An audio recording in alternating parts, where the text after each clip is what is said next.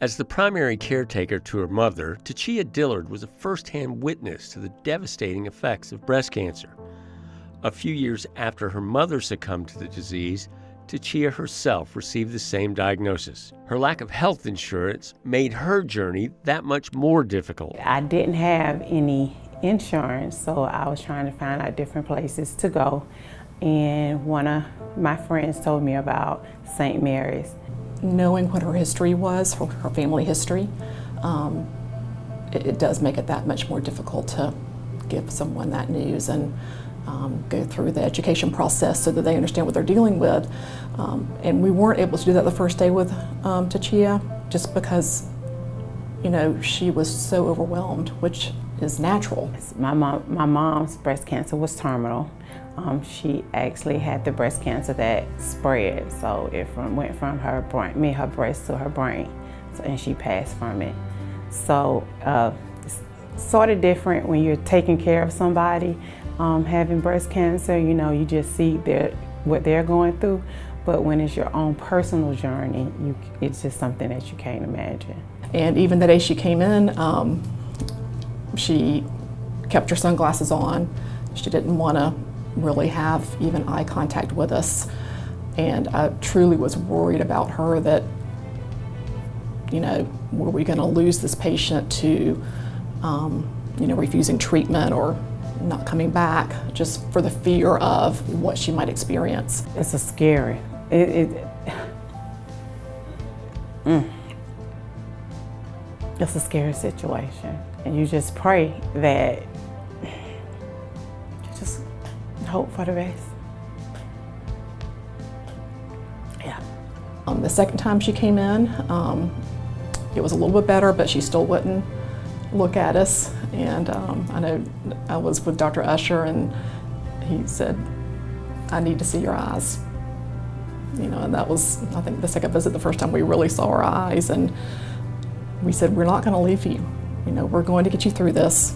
At first I said, I know the ending of this all, so I almost didn't go through with the whole treatment situation. It was very soon, very clear to me, just, you know, how much her family means to her, and she just couldn't bear to give them that news. It was not even about her at that point. It was immediately, you know, about her children, and having them to accept yet another cancer diagnosis in the immediate family. As bad as it was for me, they made the situation a bit better. They called, they checked on me, and like I said, they got with me with Dr. Usher, being that I didn't have any insurance. So, I mean, at this point, you know, they're like my saving grace. The mammography fund is set up on a scale of, you know, that there's no insurance, what the financial need is, you know, so it's an application and patients are screened for eligibility. Once they are cleared or approved, then whatever it is to get them to a diagnosis. So whether it's a benign cyst, that may be a diagnosis, or breast cancer. Whether it's a mammogram, an ultrasound guided biopsy, a stereotactic biopsy, the Mammo Fund will support them in getting to that diagnosis. I've been working since I was 14 years old, but I just wasn't able to get the help that I needed to have my mammogram done. Tachia is doing very well. Her breast cancer is responding to treatment. She just reassured me that, you know, my mom's situation not gonna be my situation, and I just have to keep faith. Incredible, and I know that that is thanks to all the people that she has experienced, you know, on her journey thus far. Her physicians, her nurses, in the infusion suite, you know, the team all together. Oh, I just want to thank St. Mary's and the Mammography Fund for helping me save my life.